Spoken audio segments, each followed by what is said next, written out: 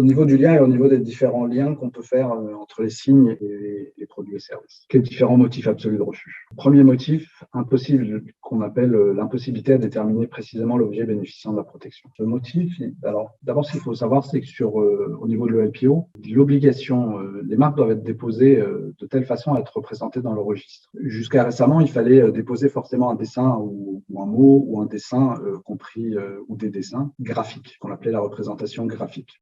Dorénavant, depuis la réforme législative de 2017, il est possible de déposer des types de marques différentes et notamment il est possible de déposer des marques sonores sous la forme de fichiers sonores, des marques multimédia, excusez-moi, des marques multimédia sous la forme d'une vidéo par exemple. Et donc on a cet article qui précise qu'effectivement si cette représentation ne permet pas de déterminer précisément clairement l'objet de la protection, on va le refuser. La plupart de ces refus sont faits au niveau des formalités quand le fichier n'est pas conforme aux règles, quand le fichier de marque n'est pas conforme aux règles fixées. Cet article, lui, ne va s'appliquer à ce jour, il ne va s'appliquer que dans le cadre des marques dites de position. Donc, les marques de position, vous en avez un exemple dessous, qui est un sac à main. La marque de position, c'est une marque dans laquelle le demandeur veut protéger un objet particulier, un signe, un mot, un dessin, un objet en 3 dimensions, particulier, positionné de façon particulière sur un autre produit, qui est le produit revendiqué.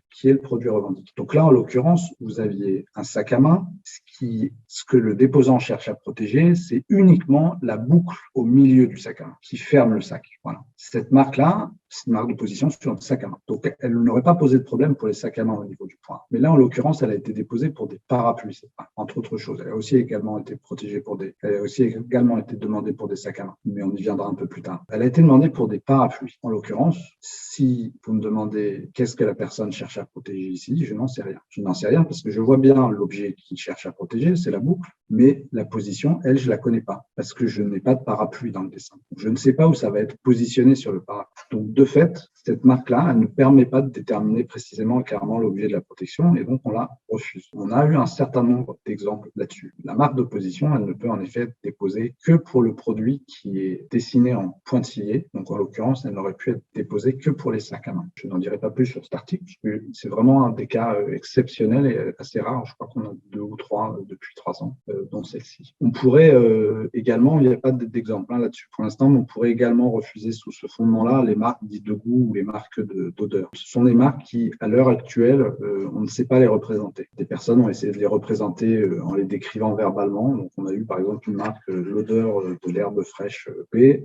Il est évident que l'herbe fraîchement coupée a bien une odeur, mais cette odeur, elle varie en fonction des personnes, elle varie en fonction de savoir s'il a plu avant, s'il fait chaud, s'il fait froid. C'est une description qui est trop vague. Ça a été refusé, mais ça a été refusé avant l'existence de cet article. Mais voilà, ce sont des marques qui sont refusées. Peut-être que dans l'avenir, on saura représenter informatiquement une odeur, mais pour l'instant, c'est pas le cas. Le motif le plus utilisé chez nous, les 2 motifs les plus utilisés chez nous, c'est bien sûr l'absence de caractère distinctif et le caractère descriptif. On va commencer par le caractère distinctif. Donc, le caractère distinctif, il est lié à la fonction essentielle de la marque. Donc, je le rappelle, la marque, elle permet d'identifier des produits ou services comme provenant d'une entreprise déterminée et donc de distinguer ces produits et services de produits et services identiques ou similaires, mais provenant d'une autre entreprise. L'idée ici, c'est de permettre au consommateur qui a eu une bonne expérience une première fois avec un produit d'une certaine marque de pouvoir racheter le produit provenant de la même marque à l'avenir. Pour ça, il faut que le consommateur puisse identifier une origine commerciale à ce produit. Pas forcément connaître le nom de l'entreprise qui a mis sur le marché ce produit, mais en tout cas pouvoir identifier les produits qui viennent de cette entreprise. Vous avez, pour schématiser, 2 cas pour lesquels un signe va être non distinctif. Soit c'est un signe qui décrit une caractéristique du produit et service. Quel cas, elle est non distinctive, bien sûr. Si vous me demandez d'acheter de l'eau minérale, je ne serai pas capable de savoir quelle eau minérale vous voulez, parce que l'expression eau minérale signifie effectivement descriptif de ce type de produit. Donc le signe à ce moment-là, il est non distinctif. C'est la première catégorie. La deuxième catégorie, c'est assez schématique encore une fois, c'est ce que je vous disais tout à l'heure, c'est les signes qui sont usuels et banals sur le marché du produit et service considéré. Il faut qu'ils soient suffisamment usuels et banals pour effectivement n'être plus capable de distinguer les produits et services. C'est un critère qu'on va utiliser plutôt sur les marques non traditionnelles, que sur les marques verbales, mais néanmoins, c'est vraiment un motif important. 3 critères à retenir, vraiment très importants sur la distinctivité. La première chose, c'est que la distinctivité du signe s'analyse toujours sur l'ensemble du signe. C'est-à-dire que vous ne pouvez pas simplement considérer qu'un signe est non distinctif parce qu'il y a un élément ou parce que la majorité des éléments du signe sont eux-mêmes non distinctifs. Il faut démontrer que tout le signe, chaque élément, et la construction du signe elle-même est non distinctive pour conclure que le signe est non distinctif. Ça, c'est vraiment très important. Les 2 autres critères, elles sont communes à tous les motifs absolus. Il faut tenir compte de la perception du public pertinent, c'est ça qu'on a défini public pertinent, et par ailleurs, il faut effectivement tenir compte, là encore, des produits et services tels que déposés. On ne tient toujours pas compte, au niveau des motifs absolus, de la façon dont le déposant va utiliser son signe et sur les produits et services qu'il va effectivement vendre. On tient compte de la catégorie telle qu'il a déposée. D'où d'ailleurs l'importance pour les déposants de bien définir précisément le produit pour lequel ils veulent déposer. Ça, ce sont les règles générales. Donc ensuite, si on prend type de marque par type de marque,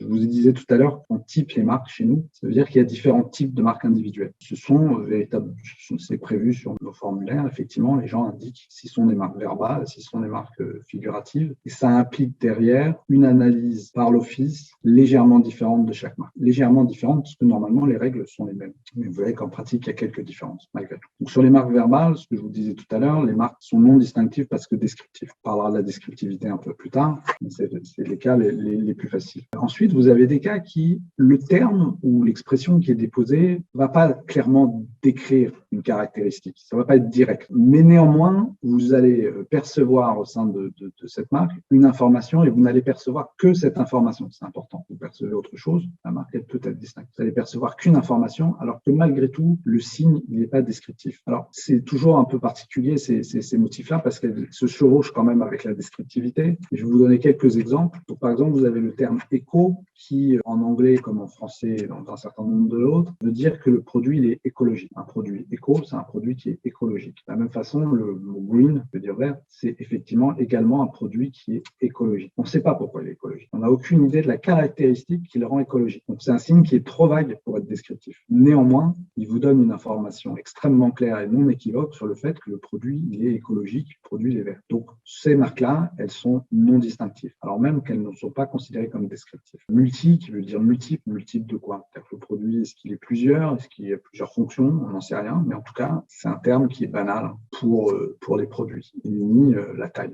Donc ça, c'est quelques exemples parmi d'autres. Vous avez également les termes qui, sans être là aussi descriptifs, sont clairement laudatifs. C'est-à-dire que la seule chose que ce terme-là vous dise, c'est que ce produit-là, il est mieux que celui de son concurrent. Je vous donne pas plus d'informations, c'est pas non distinctif parce que ça vous indique pas effectivement que ce produit-là, il vient de telle entreprise. Ça vous indique juste que ce produit, il est mieux que le produit voisin. Par exemple, le mot super, le mot plus, le mot premium, qui veut dire de première qualité. Vous savez pas pourquoi le produit est super, vous savez pas ce qu'il a de plus, vous savez pas pourquoi il est premium. Néanmoins, c'est tout à fait non distinctif parce que vous savez simplement que ce produit-là sera meilleur que le voisin. Également assez intéressant, les titres de livres célèbres. Alors les titres de livres célèbres, faut faire attention. Là, on vous cite 2 cas qui sont des vrais cas. On les a refusés, c'est marques-là, Cendrillon et Peter Pan. Pourquoi il faut faire attention? Parce que les livres, quand l'auteur crée un personnage, il dispose sur ce personnage d'un monopole par le droit d'auteur. Ce monopole et ce droit d'auteur, il va continuer un certain nombre de temps. Si je prends par exemple Harry Potter, aujourd'hui, vous savez que tous les produits, tous les services marqués Harry Potter,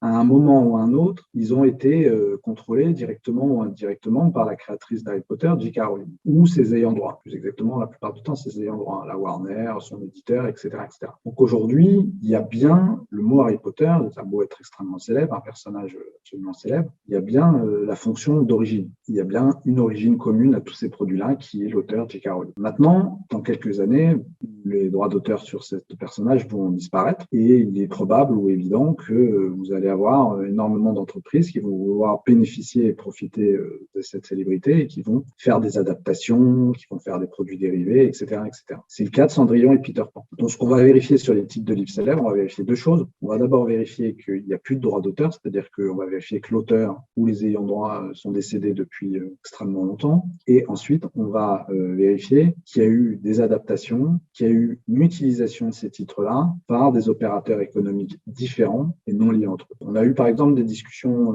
assez récentes sur un festival de films qui voulait déposer Stanley Kubrick. Stanley Kubrick, je ne sais pas si vous connaissez, c'est un célèbre réalisateur américain. Il est décédé depuis une vingtaine d'années maintenant. Donc, dans un premier temps, on avait refusé la marque et le déposant était revenu en disant mais attendez, moi je suis l'ayant droit, je suis la société qui a été créée par la famille Kubrick pour gérer les droits de Stanley Kubrick. Donc, on a fini par accepter la marque, quand bien même, bien évidemment, le festival en question va être un festival de films de Stanley Kubrick. Mais il y a bien cette fonction d'origine qui fonctionne. Les titres de livres célèbres, c'est vraiment que sur les personnages et les titres qui ont été utilisés par de nombreux opérateurs différents, alors même qu'il n'y a plus de droits d'auteur dessus. Vous allez avoir la même chose sur les noms des personnalités célèbres. Voilà. On a refusé la marque Vivaldi, par exemple, du nom du compositeur, pour des partitions de musique et des enregistrements musicaux sur Vivaldi. Par contre, récemment, on a accepté la marque Queen ou la marque ABBA sur des groupes de rock, tout simplement parce que une partie des membres de ces groupes-là sont toujours en vie et sont toujours en activité. Et ils ont tout à fait le droit de déposer une marque. Et si c'est pas eux qui déposent la marque, c'est un problème de motif relatif. Ça fera l'objet d'une annulation ou d'une opposition, mais pas d'un motif absolu. Vous avez également certaines lettres uniques, mais là encore, il faut faire attention. C'est pas parce que vous déposez une lettre unique qu'on va refuser une marque. C'est parce qu'il y a un lien entre la lettre et le produit. Ici, c'est l'exemple C pour fruits, parce que dans certains pays européens, vous avez des classes de fruits et donc utilisent des lettres pour les définir, tout simplement. Mais voilà, donc il y a effectivement un lien. Si ça avait été la lettre Z pour des fruits, peut-être qu'on aurait accepté. Il faut vraiment qu'il y ait un lien entre le produit et le service. Vous allez trouver, par exemple, dans les lettres uniques qu'on va refuser, toujours le C ou le petit R ou le petit TM qu'on trouve très régulièrement à côté de marques. Ça, c'est considéré comme non distinctif, tout simplement parce que c'est des termes qui sont banals et utilisés en relation avec des marques communes. Dans ce qui est aussi non distinctif, vous avez tous les termes techniques liés à Internet. Donc là, en l'occurrence, les noms de domaine.com, les 3W avant, tout ça, c'est non distinctif. Ça va avoir une conséquence. C'est assez rare que les gens déposent .com tout court, mais par contre, il est assez régulier qu'on ait des gens qui déposent un terme descriptif suivi de .com. La signe va rester non distinctif parce qu'en l'occurrence, ça ne sera pas perçu comme une marque, mais comme un nom de domaine. Donc, c'est un autre problème. Les formes juridiques des entreprises sont également non distinctives. Donc là, société anonyme, SA, GmbH, c'est l'équivalent pour les Allemands, seront non distinctifs, sont bien entendu non distinctifs dans les pays concernés. Et enfin, vous avez les marques verbales, et on va passer un peu plus de temps dessus, vous avez les slogans. Les slogans peuvent être, et sont généralement d'ailleurs, non distincts. On va y venir. Donc les slogans, je vous ai ici quelques exemples de slogans parfaitement distinctifs, parfaitement bons, notamment parce que vous avez des éléments figuratifs qui sont totalement arbitraires de ce point de vue-là. Donc les slogans, en principe, ils sont refusés parce qu'ils sont perçus comme une formule promotionnelle et non comme une marque. C'est une façon de vendre le produit, c'est pas une façon d'identifier l'origine du produit. Néanmoins, on va les accepter. On va les accepter d'abord quand il n'y a aucun lien avec le produit et service. Ça, c'est évident. S'il n'y a pas de lien avec les produits et services, on verra un exemple tout à l'heure, les slogans sont acceptés. Les slogans peuvent également être enregistrés lorsque, dans la façon dont ils sont construits, il y a quelque chose qui va apparaître étrange ou, en tout cas, dans lequel que vous allez voir tout de suite et retenir surtout. C'est notamment le cas lorsque le slogan constitue un jeu de mots. C'est également le cas quand vous avez ce qu'on appelle des éléments de tension conceptuelle ou de surprise, c'est-à-dire que vous allez associer deux idées qui normalement ne s'associent pas ensemble. Ça va être le cas si le slogan est particulièrement recherché et donc particulièrement original. C'est l'un des rares cas où on utilise l'originalité en droit des marques. C'est aussi le cas lorsque le public doit réfléchir, ce qu'on appelle un processus cognitif ou un effort d'interprétation, c'est-à-dire que le signe n'est pas compris immédiatement. Il faut réfléchir à ce que ça veut dire. Quand ils ont une syntaxe inhabituelle, une grammaire différente, ou quand enfin ils utilisent des instruments linguistiques et stylistiques, par exemple lorsqu'ils font des allitérations, lorsqu'ils font des répétitions, tout ça permet de se dire tiens, le slogan il a quelque chose, il va être retenu. C'est pas que c'est des marques extraordinaires, mais en tout cas il y a un petit quelque chose qui fait que vous allez retenir ce signe-là comme étant le signe d'une entreprise en particulier. Si je reprends les exemples précédents, vous voyez Just Do It par exemple, Just Do It, c'est quelque chose d'un peu c'est court, ça se retient facilement, on ne sait pas ce qu'il faut faire, on peut faire tout, just do it, c'est-à-dire fais-le juste, ou juste fais-le. Et du coup, voilà, c'est pas, aujourd'hui c'est extrêmement célèbre, mais à l'époque, c'est pas forcément une marque extraordinaire, mais en tout cas, il y a un petit quelque chose qui fait que oui, on va l'accepter. Pour refuser un slogan, il faut également qu'il y ait un lien avec le produit et service, que vous disiez tout à l'heure. S'il n'y a aucun lien avec le produit et service, on va accepter la marque. C'est des liens qui ne sont pas aussi étroits que le caractère descriptif dont on va parler dans un instant. C'est des marques, c'est plus des liens qui peuvent être un peu plus larges, un peu plus distendus, mais que nous, à l'EIPO, on a classé dans 3 catégories. Il faut que le slogan rentre dans une de ces catégories pour qu'il y ait un lien. Le premier, c'est le message de service à la clientèle. C'est-à-dire que le slogan, sans être descriptif, va indiquer malgré tout une caractéristique du produit et service. C'est les slogans les plus faciles à notifier. Par exemple, c'est d'Evreka, je vous ai cité, pour tout endroit où le travail vous emmène. Ça, a été déposé pour des ordinateurs. Vous voyez sur un ordinateur pour tout endroit où le travail vous emmène, vous allez vous dire que je peux utiliser cet ordinateur n'importe où j'en ai besoin pour travailler. Donc, je peux le déplacer, il est solide, voilà. C'est pas descriptif. Néanmoins, on voit bien qu'on donne une information et on ne donne que ça. Il n'y a rien de plus au consommateur. Un message de valeur, c'est dans lequel l'entrepreneur, l'opérateur va indiquer l'une de ses valeurs, ce à quoi il tient et ce sous-entendu pour lequel il fait des produits. Donc, par exemple, prendre soin de la planète, ça veut dire que si vous utilisez ces produits, si vous les achetez, vous allez prendre soin de la planète. C'est une façon de dire je suis écologiste, la nécessité de protéger la planète. Voilà. Le dernier type de lien, c'est le message d'incitation de motivation. Alors là, c'est quand vous avez un slogan qui s'adresse directement au consommateur et qui lui propose, qui l'invite à faire quelque chose en lien avec le produit et service toujours. Donc, par exemple, vous pouvez le faire avec nous. On voit bien que là, le lien, il est extrêmement tenu, mais malgré tout, ça veut dire que si vous voulez faire quelque chose, vous pouvez le faire en utilisant nos produits et services. Je ne sais pas exactement ce que c'est, donc c'est tout à fait distinctif, c'est tout à fait non descriptif, je veux dire. Mais par contre, c'est juste une incitation à venir acheter et à venir utiliser nos produits et services. Ça ne dit rien de plus que cela. Ou encore, dites-le avec du champagne, déposé pour du vin. Ça veut bien dire, dites-le en utilisant notre champagne, en achetant notre champagne. Donc là, on est bien sûr des slogans qui sont tout à fait dénués de distinctivité, parce qu'il y a un lien, même si c'est un lien un peu ténu. Alors, je vous ai mis quelques exemples. Je vous laisse réfléchir quelques secondes de savoir si pour vous, ce type de marque est valable. Donc là, c'est une marque en anglais, mais je vous ai mis la traduction en dessous. Équipement pour la vie, ça a été déposé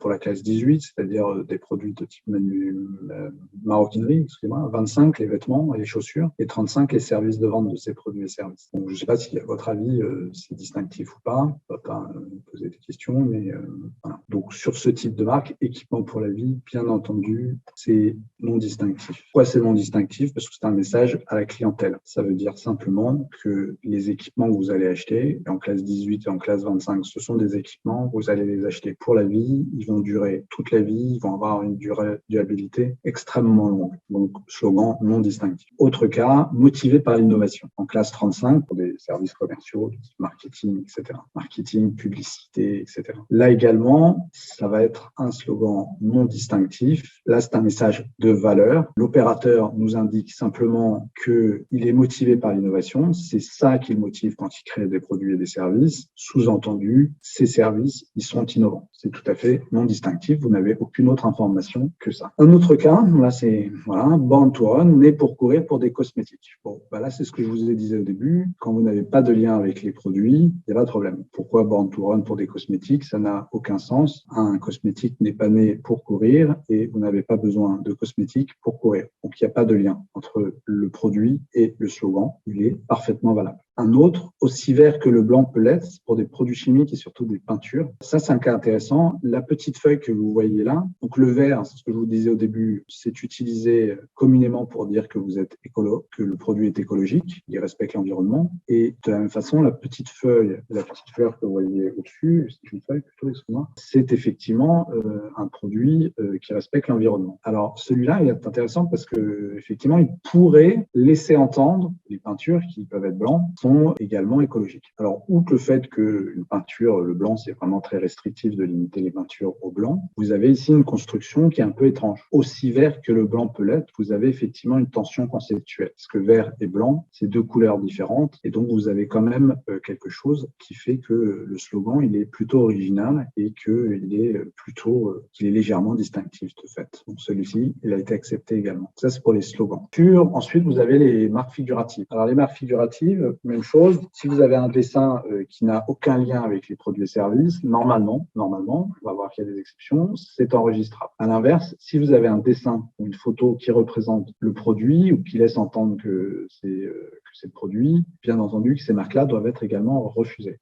Par contre, vous avez quelques exceptions donc dans les éléments figuratifs qui ne représentent pas le produit, mais qui sont pourtant non enregistrables. Vous allez trouver tous les éléments figuratifs qui sont trop simples, qui sont vraiment trop simples et donc on ne peut pas les mémoriser ou ils sont communs. Donc, par exemple, vous allez avoir le carré, le rond, le triangle, ici une forme à 5 faces. Ce sont des marques qui sont trop simples. Donc, celles-ci, on ne peut pas les enregistrer. Vous avez les formes géométriques qui sont un peu plus compliquées, mais qui quand même divergent extrêmement peu d'une forme simple et basique. Et là aussi, celles-ci vont être refusées. Tout simplement parce que si on revient au consommateur pertinent, quand il fait son achat, il ne va pas aller se pencher et vérifier qu'ici, cette forme géométrique, vous avez un petit angle rond à la base c'est vraiment un détail. Et ce détail-là, il ne sera pas perçu par le consommateur d'attention moyenne. Si vous mettez ces formes simples avec des couleurs, ça ne change rien non plus. Triangle rouge, carré vert, c'est pas distinctif. Et là-dessus, il n'y a pas besoin d'avoir de lien avec les produits et services. C'est de façon générale, pour tous les produits et services, on va refuser la marque. Les symboles typographiques également. Donc, tous les signes de ponctuation, le point, les parenthèses, le point d'exclamation, le point d'interrogation, etc., sont considérés de façon générique comme non distinctifs. Alors, plus intéressant, vous avez tous les pictogrammes. Alors, les pictogrammes, ils vont être non distinctifs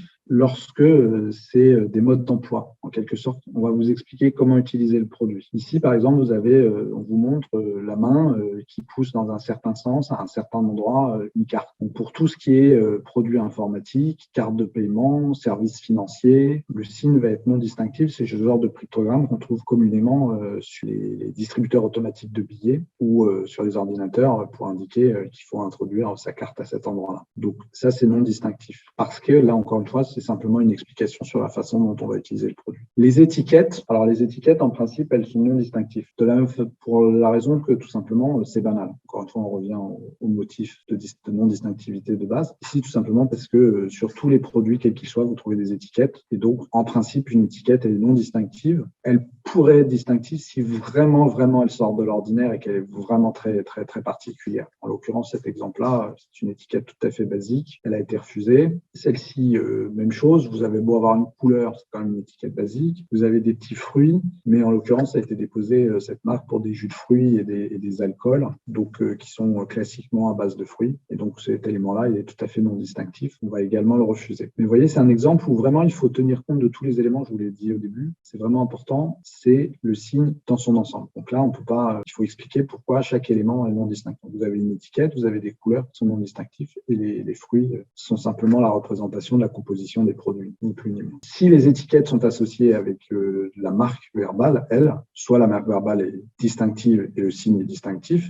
pas de problème, soit les éléments verbaux sont non distinctifs, auquel cas le signe est non plus tout à fait non distinctif. Donc là, vous avez 3 marques dans lesquelles la marque verbale au milieu a été jugée comme tout à fait non distinctive. Voilà pour les marques assez classiques. Maintenant, on va regarder les marques traditionnelles. On va essayer de la plus importante, la plus commune qu'on a, c'est les marques de forme. Donc les marques de forme, c'est quand vous déposez une forme en 3 dimensions qui va constituer la marque. On peut classer les marques de forme en 3 catégories. Vous avez d'abord les formes qui n'ont aucun rapport avec l'apparence des produits et services eux-mêmes. Si vous déposez par exemple une forme de chaussure, mais que vous déposez ça pour des services de restauration, il n'y a pas de souci. Il n'y a aucun lien entre la forme et le produit et service. La marque peut être enregistrée, il n'y a pas de souci. De même, si vous déposez une forme géométrique en 3 dimensions tout à fait abstraite, il n'y aura pas de difficulté. La marque sera enregistrée. Là où on a un souci, c'est quand la forme représente le produit lui-même, ou en tout cas une partie de celui-là, voire la forme également de l'emballage. Je vous ai montré tout à l'heure la bouteille, voilà. Donc, si vous déposez une forme de bouteille pour du vin,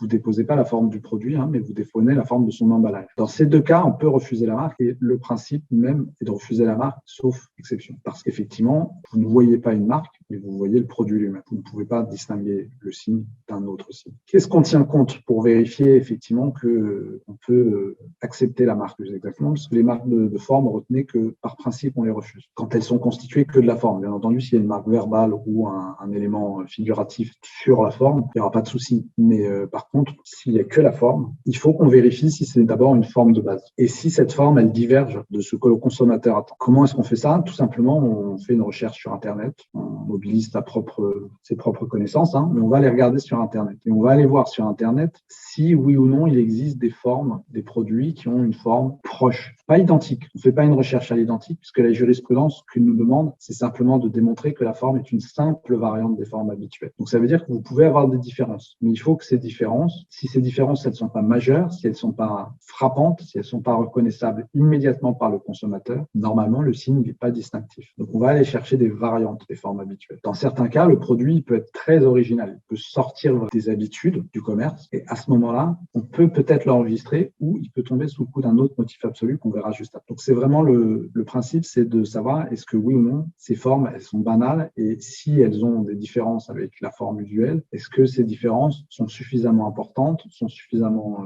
visibles pour conférer au signe un caractère distinctif. C'est rarement le cas. Voilà quelques exemples de marques. Donc là, on avait une tablette de lave-vaisselle. C'était pour des produits de lave-vaisselle. Vous voyez, c'est un rectangle qui est composé en bas d'une couche blanche et en haut d'une couche rouge. C'est absolument banal. La combinaison de couleurs était un peu originale, mais en l'occurrence, tous les tablettes pour lave-vaisselle sont constituées de combinaisons de couleurs. Et donc, l'idée, le fait d'avoir mis en blanc en bas, en rouge en haut, ça a été effectivement jugé comme tout à fait banal. Et donc, ce signe-là est tout à fait non distinctif. Autre exemple, dépôt d'une forme d'une lampe torche. Là aussi, vous regardez sur Internet, vous verrez qu'à peu près toutes les lampes torches sont identiques. Alors, elles n'ont pas tout à fait la même taille, pas tout à fait les mêmes proportions, mais en l'occurrence, c'est toujours constitué de la torche à l'avant et puis d'un manche à l'arrière. Autre cas rigolo, là, ce que je vous disais sur l'emballage tout à l'heure, donc là, c'est le sommet d'une bouteille pour shampoing pour animaux domestiques. En l'occurrence, cette marque-là, elle a été acceptée parce que une forme stylisée d'animaux et qu'il n'est pas forcément usuel de mettre une tête en forme de chien, probablement, une bouteille de shampoing. Et en tout cas, même si ça l'était,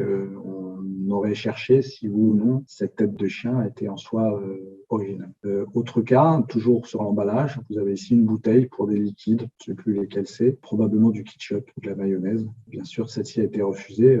Ces types de bouteilles, on en trouve des centaines et des centaines. On revient sur les marques d'opposition. La marque d'opposition, alors si elle est acceptée au niveau du 7.1, il faut quand même vérifier qu'elle soit distinctive. Et donc là, on va prendre deux critères en suivant. C'est deux questions qu'il faut se poser l'une après l'autre. La première question, c'est celle de savoir si l'objet qui va faire l'objet de la marque d'opposition, si cet objet, il est oui ou non arbitraire par rapport aux produits et services déposés. C'est-à-dire s'il est en mesure d'identifier un signe qui est différent en l'absence normale des produits et services eux-mêmes. On imagine que le produit a été déposé soit en tant que marque figurative, soit en tant que marque de forme, et on regarde, est-ce que dans ce cas-là, on l'aurait accepté ou refusé? Si on l'aurait refusé, à ce moment-là, on se pose la deuxième question. Si on l'aurait accepté, la marque, elle est valable. La marque, elle est valable quelle que soit la position. Mais si on l'avait refusé, la question qu'on se pose, c'est est-ce que la position de la marque, rappelez-vous, une marque de position, c'est un objet positionné à un endroit particulier du produit revendiqué. Donc, est-ce que la position de cette marque, elle est susceptible en tant que telle d'être perçue comme étant distinctive? C'est deux questions qu'on se pose en suivant. Quelques exemples. Ici, on a une marque déposée pour des chaussettes. La marque, c'est uniquement la bande rouge à l'avant de la chaussette. Alors ça a été jugé comme non distinctif. Pourquoi? Parce qu'une couleur sur une chaussette, c'est non distinctif. On achète les chaussettes normalement en fonction de leur couleur. Et donc, juste une bande de couleur en tant que telle, c'est pas distinctif. On l'aurait refusé en tant que marque figurative. Ici, qu'elle soit positionnée à l'avant ne change rien du tout. Ici, par contre, on l'a accepté parce que le signe qui est protégé ici, c'est le signe qui est en noir, positionné sur le côté d'une chaussure de sport. On voit bien que le signe lui-même, il est tout à fait arbitraire, il est assez particulier. On le reconnaît et on le retient bien. Donc, en l'occurrence, il est positionné sur le côté. C'est pas très distinctif de positionner ça sur le côté d'une chaussure de sport. Parce que toutes les chaussures de sport, grosso modo, ont un logo sur ce côté. Mais néanmoins, le signe lui-même, en tant que tel, il est parfaitement distinctif. Donc, même positionné sur le côté de la chaussure, il reste parfaitement distinctif. Cette marque d'opposition, elle est distinctive. On revient sur tout à l'heure notre sac à main.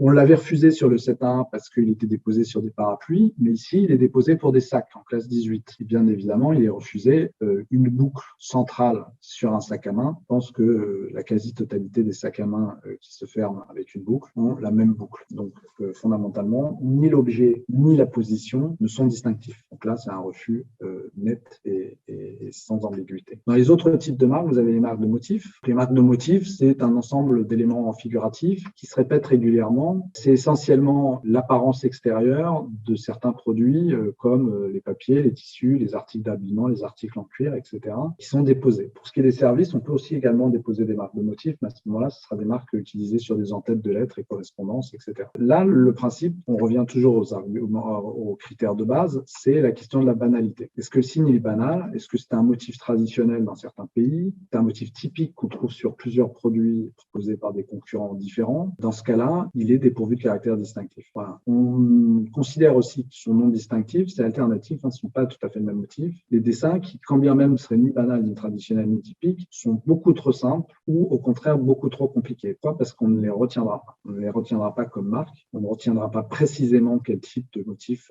vous avez. Et de fait, si vous voulez refaire un acte d'achat en utilisant la même marque, vous ne trouverez pas, vous ne pourrez pas le faire. La marque ne remplit pas sa fonction essentielle. Donc, exemple de marque trop compliquée. Alors ça, c'est trop compliqué. Vous voyez, il y a énormément de boucles, on les voit pas bien, c'est flou, c'est pas trop. Ça, c'est un motif traditionnel trouvé sur de nombreux vêtements. Ces deux marques-là ont été refusées. À l'inverse, vous avez des marques que vous allez accepter. Donc, la première, tout à gauche, c'est parce que vous avez une série de lettres parfaitement reconnaissables et puis vous avez un équilibre de couleurs. C'est quand même légèrement compliqué. Je pense que c'est une marque un peu limite, mais effectivement, on l'a accepté à cause de cette répétition de lettres.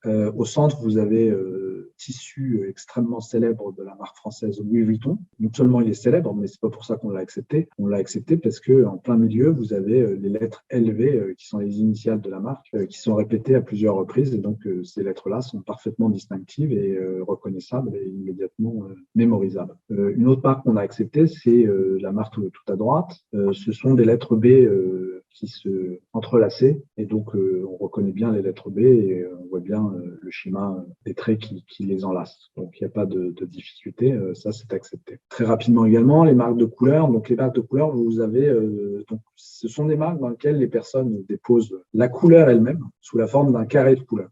Et ils veulent une protection absolue sur ce carré de couleurs. Donc, notre position à nous, elle est très, très stricte. Quand vous déposez une seule couleur, donc un seul carré de couleurs, sauf circonstances particulières que sont l'acquisition du caractère distinctif par l'usage ou certains produits et services très précis sur lesquels les couleurs ne sont pas du tout, n'ont aucune importance, elles sont systématiquement refusées, ces marques-là. En 10 ans de carrière, je n'en ai jamais vu une qui a été acceptée d'office. Vous pouvez par contre derrière prouver l'acquisition du caractère distinctif de ce type de marque. Donc vous avez quelques marques de couleurs, elles ne sont pas très nombreuses et elles sont plutôt, pour la plupart d'entre elles, célèbres, soit dans le grand public, soit en tout cas dans des secteurs spécialisés très très précis. Vous avez notamment le violet de la marque Milka qui vend du chocolat et qui, en tout cas en Europe, si on parle de la marque violette, tout le monde comprendra qu'on parle de la marque Milka. Ça peut aussi également être une combinaison de couleurs. Alors les combinaisons de couleurs, elles peuvent être acceptées, sauf si on considère que ce sont des éléments décoratifs des produits. Alors, ce sera le cas, par exemple, pour des combinaisons de couleurs déposées pour des véhicules ou des t-shirts ou des vêtements en général, parce que la plupart des vêtements ou des véhicules peuvent avoir plusieurs couleurs. Elles peuvent également constituer la nature même des produits. Par exemple, si vous déposez pour une teinture, une combinaison de couleurs, on va la refuser quand même. Elles peuvent être, ça c'est plus particulier, techniquement fonctionnelles. Il existe, et notamment dans les lois, il existe des combinaisons de couleurs très précises pour certains produits, pour des raisons notamment de sécurité. Vous savez, par exemple, les extincteurs d'incendie sont tous de couleur rouge. C'est d'usage également pour les fils électriques que vous ayez dans des bobines de fils électriques. Vous avez plusieurs fils électriques, vous allez avoir des fils électriques de plusieurs couleurs. Ça permet de pouvoir retrouver des deux côtés du fil le bon fil électrique. Donc ça, par exemple, les combinaisons de couleurs, elles vont être refusées. On va également refuser les combinaisons de couleurs, comme pour toutes les autres marques, quand elles sont banales, c'est-à-dire qu'elles sont utilisées également par différents concurrents. En général, quand vous avez deux marques, deux couleurs, on refuse, comme pour eux. À partir de trois couleurs combinées, on a tendance à accepter, sauf si on a une preuve que sur le marché, c'est utilisé. Ensuite, je vais faire très rapidement les dernières. Vous avez les marques sonores. Donc, comme je l'indiquais, les marques sonores, c'est un son. C'est un son. Vous allez avoir des sons. Même chose quand le son, quand il contient des mots, qu'il est précis, qui n'ont rien à voir avec le produit service, elles vont également être acceptées, les marques sonores. Elles seront refusées lorsque le son n'est pas mémorable, notamment lorsque soit, je vais revenir là-dessus, soit les marques sont trop simples. Donc, par exemple, les marques qui sont constituées d'une ou deux notes ne sont pas considérées comme distinctives parce qu'elles sont composées que d'une ou deux notes. C'est le motif invoqué. Vous avez également les sons célèbres. Donc, si vous cherchez à déposer la Marseillaise ou la lettre à Élise, ça va être refusé parce que ce sont des marques célèbres qui sont largement utilisées par énormément de monde et donc elles sont incapables de distinguer vos produits. Les sons qui sont trop longs également ne sont pas mémorisables, donc ceux-là aussi vont être refusés. Et enfin, vous avez les sons qui sont liés à des produits et services spécifiques. Vous avez une législation qui va obliger les voitures électriques à faire du bruit pour éviter que les gens se fassent écraser dans la rue s'ils ne vérifient pas en traversant. Et du coup, depuis quelque temps, on a toutes les marques de voitures déposent des bruits spécifiques pour chacun de leurs voitures. La plupart ont eu la mauvaise idée de vouloir déposer le bruit de leur moteur, par exemple. Bon, un bruit de moteur pour une voiture électrique, bien entendu, tout à fait non distinctif, parce que toutes les voitures font un bruit de moteur. Donc ça, c'est refusé parce que c'est typiquement lié aux produits et services spécifiques. Vous avez également, dans les types de marques, vous avez également les marques multimédia. Donc, les marques multimédia, c'est une combinaison d'images et de sons qui sont déposées sous la forme d'un film. Les critères de la marque sonore vont s'appliquer ici. Si le film il est trop court ou s'il est trop long et trop complexe, s'il est bien entendu lié aux produits et services, il va être refusé. On a notamment refusé récemment, par exemple, des images de jeux vidéo. C'est assez commun, les gens déposent 1 minute de leur jeu vidéo. Bon, c'est lié aux produits et services, c'est un jeu vidéo pour des jeux vidéo, ça ne fonctionne pas, c'est non distinctif.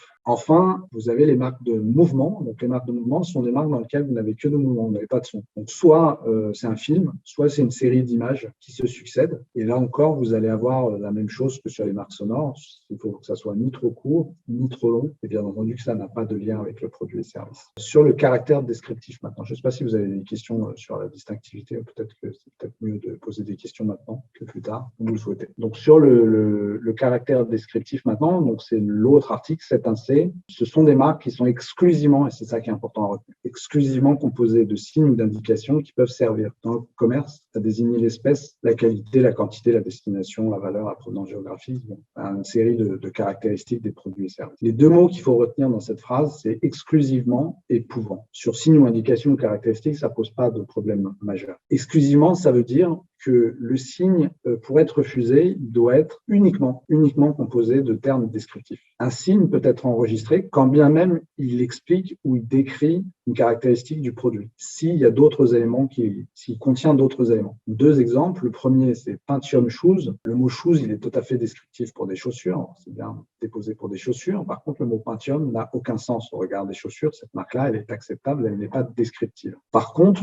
vous avez Shoes for Hostess, donc qui veut dire chaussures pour hôtesse. Là, en l'occurrence, pour des hôtesses, ça va décrire les chaussures, donc shoes, et ça va décrire la destination des chaussures. Ce sont des chaussures pour hôtesse et pas n'importe quelle chaussure. Donc là, vous avez bien exclusivement que des éléments descriptifs. La marque, elle est descriptive. Et c'est vraiment très important parce que c'est sur ce mot exclusivement qu'il y a le plus de difficultés et le plus de conflits entre l'office et les déposants la plupart du temps. Signe ou indication, on revient au typage que j'ai indiqué précédemment, c'est-à-dire que ça peut être un mot, une combinaison de mots, une marque figurative. Les marques non traditionnelles sont notifiées sur le caractère distinctif et jamais sur le caractère descriptif. Donc, ce motif, il concerne vraiment que les marques verbales et que les marques figuratives qui contiennent des mots. Deuxième mot très important, après exclusivement, il y a pouvant servir dans le commerce à désigner une caractéristique. Pouvant. Ça signifie que dans les faits, le signe n'a pas besoin d'être descriptif ou n'a pas besoin d'être utilisé au moment où il est déposé pour être descriptif. Il suffit qu'il puisse l'être. Donc, par exemple, les signes qui ont plusieurs significations, si dans au moins une de ces significations, ils peuvent être descriptifs, ils seront descriptifs, quand bien même les autres significations n'ont aucun sens au regard des produits et services. Il suffit qu'il y ait une des significations du signe pour que le signe qui soit descriptif, pour que le signe le soit aussi. Deuxième chose, les fautes d'orthographe.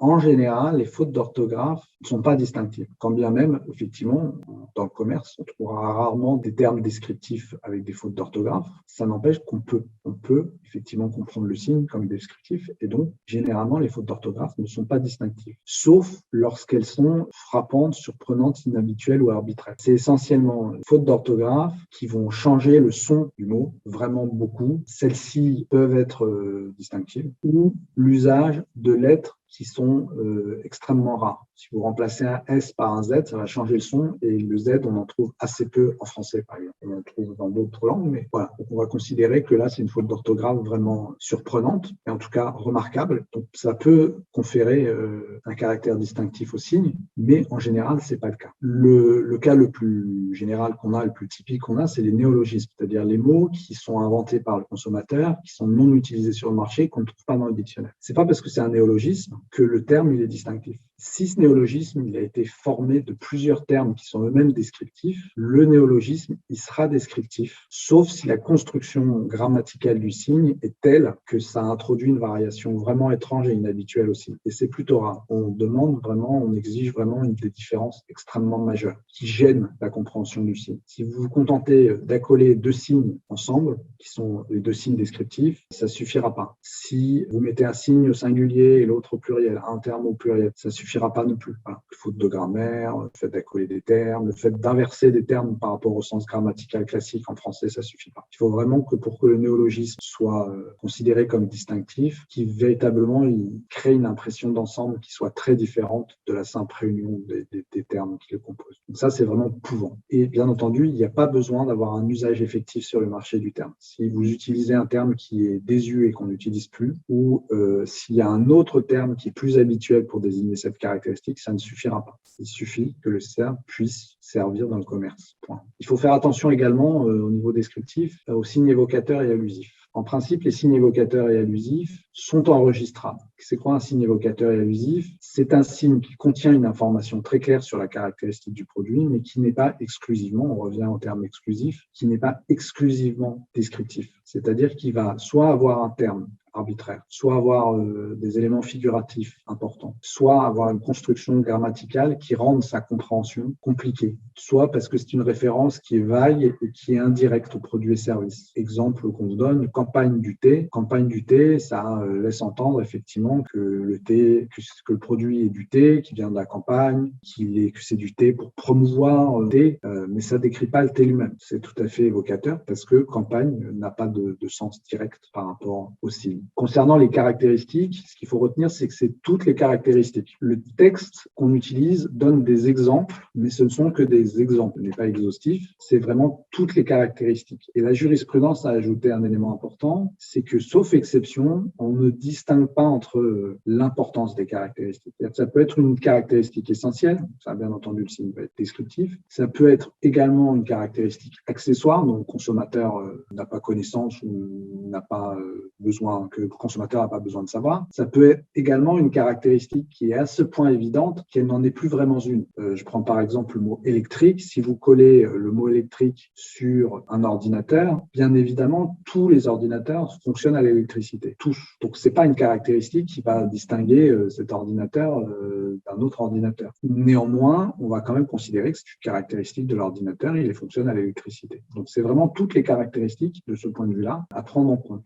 Donc, dans le texte, on a directement visé comme exemple la caractéristique, l'espèce des produits et services. Donc, l'espèce des produits et services, c'est ce qu'est le produit et service. Ordinateur pour ordinateur, chaise pour ordinateur, ça désigne bien l'espèce du produit et service. On a également la qualité. La qualité, c'est est-ce que c'est une bonne chaise, est-ce que c'est un bon ordinateur. Voilà. S'il y a des éléments là-dessus, ce sera la qualité. La quantité, c'est par exemple 1 litre pour du vin. Ça veut dire que le vin est vendu par quantité d'1 litre. La destination, c'est à quoi va servir le produit et service ou à qui. Donc, si vous avez par exemple, je sais pas, pour des voyages, vous allez avoir Italie, ça va être la destination. Les voyages, ils servent à aller en Italie. La valeur, c'est le prix du bien ou ce qu'il peut vous rapporter. La provenance géographique, c'est là où il a été fabriqué, là où est rendu le service, là où est vendu le produit. L'époque de production du produit ou de la prestation de service, ça parle de lui-même. Par exemple, pour des vins, si vous déposez l'année 2018 pour des vins, ça va indiquer que le vin a été mis en bouteille en 2018. C'est bien l'une de ces caractéristiques. Ensuite, vous avez d'autres caractéristiques qui ne sont pas visées par le vin. Classiquement, à l'IPO, alors on en a énormément. Hein. On notifie sur la couleur du produit, sur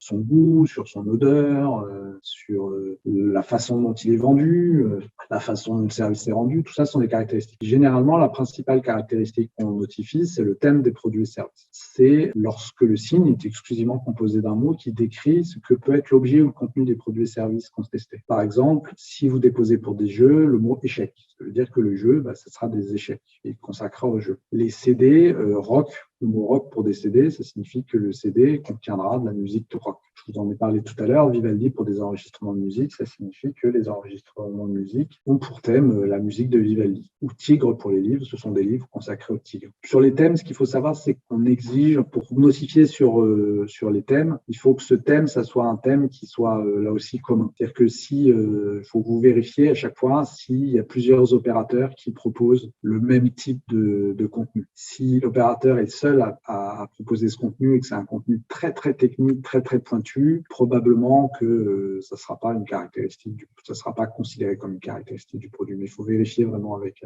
précision. Vous avez également les couleurs de produits, je viens d'en parler. Là, c'est une exception par rapport au type de caractéristiques que je vous parlais tout à l'heure, parce que la jurisprudence exige couleur pour notifier le nom d'une couleur. Alors là, c'est le nom d'une couleur. On n'est plus comme tout à l'heure sur la marque de couleur, on est sur par exemple la marque jaune pour des produits. Et donc dans ce cas-là, la jurisprudence exige de nous qu'on vérifie que la couleur pour ce type de produit est soit typique, soit qu'elle est pertinente, c'est-à-dire qu'elle est importante pour le consommateur. Donc, par exemple, typique, ça veut dire que, par exemple, pour des peintures, bien entendu que la couleur de la peinture, c'est une de ses caractéristiques essentielles. Donc, c'est typique. Donc là, on va notifier jaune.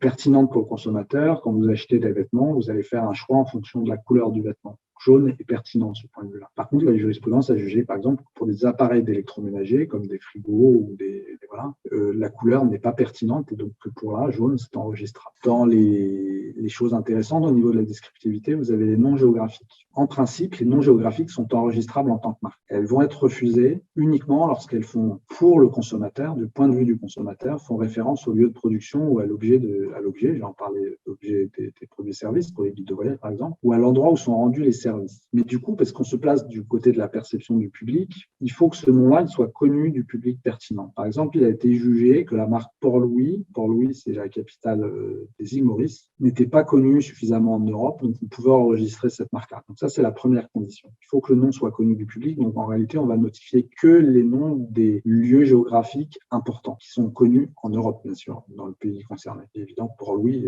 pour les gens qui vivent à l'île Maurice, c'est connu. Ça ne l'est pas en Europe. Ensuite, il faut que le terme désigne un lieu qui a une réputation pour le produit et service revendiqué. Si vous déposez un nom géographique qui n'a aucun lien avec les produits géographiques, avec les produits et services, il va être enregistrable. Il faut qu'il y ait un lien. Par exemple, on va notifier Paris ou Milan pour des vêtements parce que ce sont deux villes qui sont connues comme étant les capitales de la mode. Donc, les vêtements qui viennent de là sont plutôt mieux considérés que les vêtements là-bas, dans d'autres villes. Ou, ça c'est alternatif, il est raisonnable d'envisager qu'ils puissent désigner la provenance géographique des produits et services. Ça, c'est les noms géographiques qui sans avoir une réputation, sont tellement larges et tellement grands qu'on peut se dire qu'on va trouver une industrie dans ces... Voilà. C'est en particulier les noms de pays. Les noms de pays sont systématiquement refusés dorénavant pour la quasi-totalité des produits et services parce que dans les pays, on peut faire tout et n'importe quoi, donc du whisky au Brésil, et les très grandes régions. Donc Sud-Tyrol, c'est une des grandes régions d'Autriche, ont été notifiées pour tous les services, quand bien même ils n'ont pas de réputation concernée, parce que dans ce pays-là,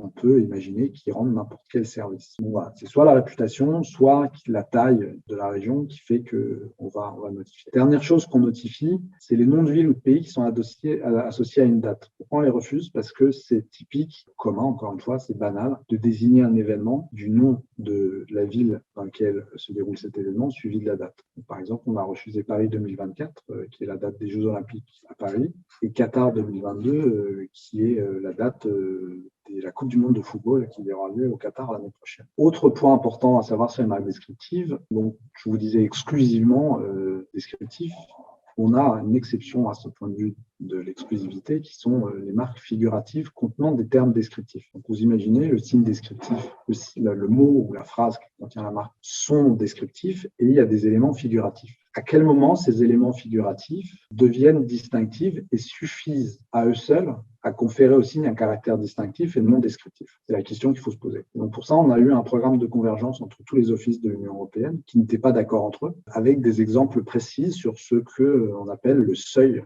d'éléments figuratifs qui permettent de donner le caractère distinctif au signe. Donc la première étape, bien sûr, toujours vérifier si les éléments verbaux sont descriptifs, bien évidemment. On part du principe qu'ils le sont, et c'est uniquement s'ils sont descriptifs qu'on va analyser le seuil figuratif. Ce dont on va tenir compte, d'abord, on va vérifier quel type d'éléments figuratifs il y a, et donc les éléments figuratifs qui portent sur les mots. comme la police de caractère, la combinaison avec la couleur de la police, les signes de ponctuation, la façon dont les mots sont placés, c'est-à-dire qu'ils peuvent être placés côte à côte, peuvent être placés les uns au-dessus des autres, peuvent être placés verticalement, horizontalement, etc., etc.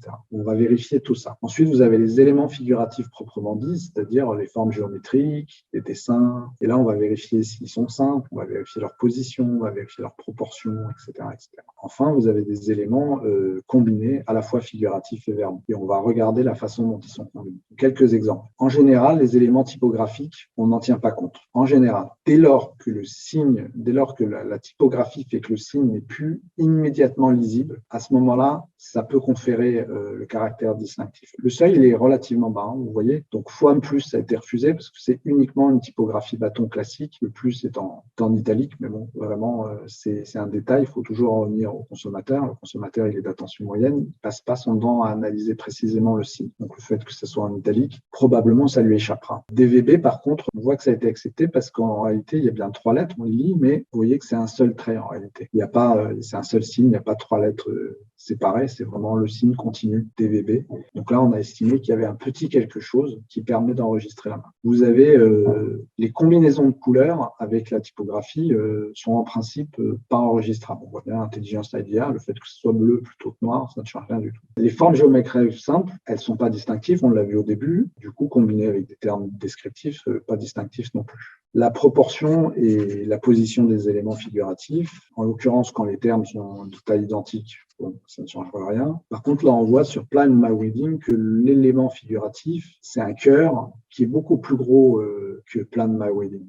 Et donc ça, on a considéré que cet élément-là, il est suffisamment gros pour conférer un signe descriptif. Dans le signe tissu de luxe, vous avez un point rouge au-dessus du i. Bon, c'est un point rouge, c'est-à-dire qu'on ne voit même pas exactement ce que c'est. Donc c'est trop petit, ça ne marche pas. Sur les autres types de marques figuratives, vous avez les dessins qui représentent les produits et services. Donc là, vous avez la marque Wallet avec au-dessus un portefeuille, qui veut dire wallet en anglais. Donc simplement, vous avez un dessin qui reprend le même sens que wallet, ça renforce là au contraire le caractère descriptif et donc on en va effectivement considérer que c'est pas distinctif. Clean Air, par contre, là vous voyez, vous avez un petit nuage, vous avez une bulle pour parler, on ne sait pas trop ce que c'est. Là, ce sont des éléments qui n'ont rien à voir avec le mot Clean Air, et donc elles ont été considérées comme suffisamment distinctives. Encore un autre, ici, vous avez un élément figuratif qui est usuel sur le marché. Donc vous avez un terme descriptif et autour, vous avez un cœur pour des produits de la 29, 30 et 31. On trouve, après recherche sur Internet, énormément de marques composées d'un tel cœur avec